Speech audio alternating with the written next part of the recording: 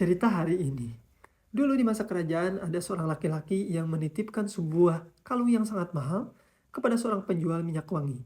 Tapi setelah beberapa waktu ketika ia datang kembali untuk mengambilnya, si penjual itu malah mengaku tidak pernah menerima titipan apapun. Lelaki itu pun bingung. Ia tidak punya bukti, tidak punya saksi. Akhirnya ia datang mengadu kepada seorang raja.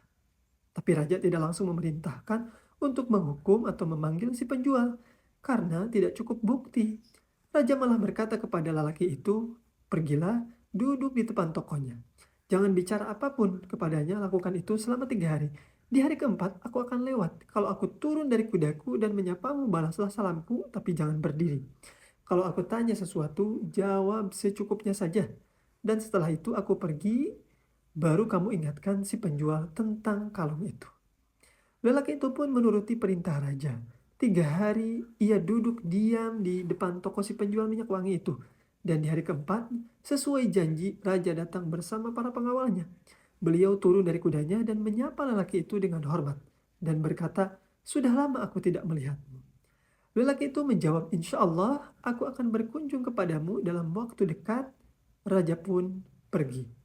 Dan di saat itu juga si penjual mulai gelisah. Dalam hatinya ia berpikir, kalau raja saja turun dari kudanya hanya untuk menyapa orang ini, pasti dia orang penting. Kalau aku salah, bisa-bisa aku kecelakaan. Akhirnya si penjual memanggil lelaki itu dan berkata dengan sopan, "Coba ceritakan, seperti apa kalung yang kau maksud kemarin?" Lelaki itu pun menjelaskan ciri-cirinya. Tak lama si penjual masuk ke dalam tokonya, mengeluarkan kalung itu dan menyerahkan kembali. Lelaki itu pun pergi menemui raja dan menunjukkan kalungnya. Lalu raja memanggil si penjual dan menghukumnya karena telah mengkhianati amanah.